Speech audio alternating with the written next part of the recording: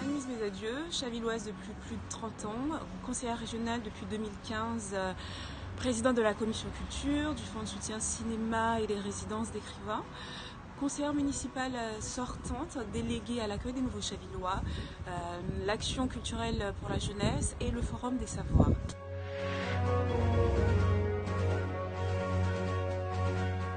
La culture, pourquoi la culture ?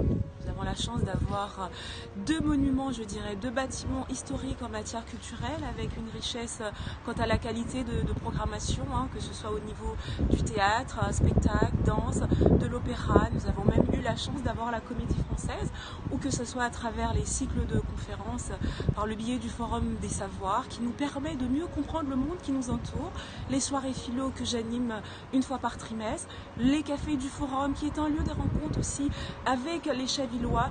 J'aurais tendance à dire ce n'est pas par hasard si en 2017 Chaville a été classée la ville la plus attractive en Île-de-France sur 278 villes avec une moyenne de 9,5 en matière culturelle.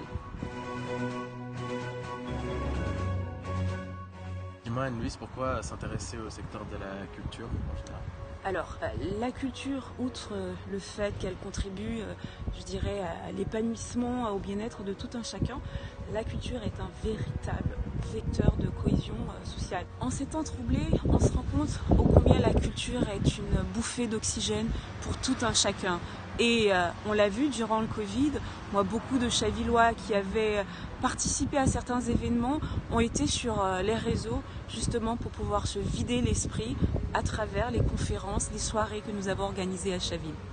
Alors, si vous êtes élu, qu'est-ce que vous comptez faire pour les jeunes ? Alors je ne sais pas si tu regardes un petit peu la programmation de la MJC, MJC de la Vallée, il y a quand même pas mal de choses qui sont mises en place pour les jeunes, que ce soit au niveau backstage, parce qu'on a quand même pas mal de talents chavillois. Alors moi j'aurais tendance à dire, bien sûr, nous voulons faciliter l'accès à la culture à tous, outre un appui financier. Toi tu es jeune artiste, tu t'intéresses au cinéma, à la peinture, le dessin, et à Chaville est vraiment une terre de culture. On a un prix Nobel de littérature à Chaville, on a des acteurs, on a des réalisateurs, on a des journalistes de renom, et je me suis dit pourquoi dans le souci de transmettre, parce que une civilisation qui ne crée pas aurait tendance, je dirais, à mourir, à flétrir, pour reprendre les paroles de Maurice Fleuret.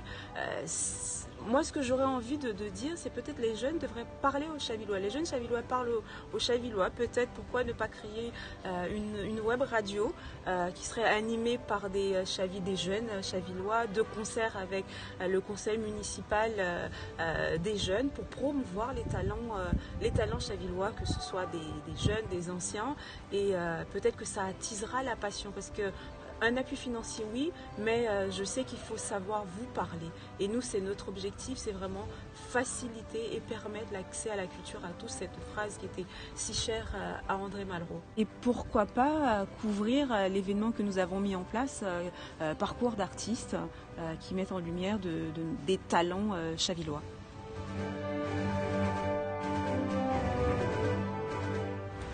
Vous l'aurez compris, je suis une passionnée de culture. Mais vouloir diriger une ville implique d'avoir une vision globale et non réduire uniquement à l'urbain. Avec nous, l'Union pour l'avenir de Chaville, c'est l'humain au centre de toutes nos décisions. Culture, urbanisme, logement, santé, écologie, petite enfance. Alors, pas d'hésitation possible. Dimanche prochain, votez la liste conduite par Jean-Jacques Guillet.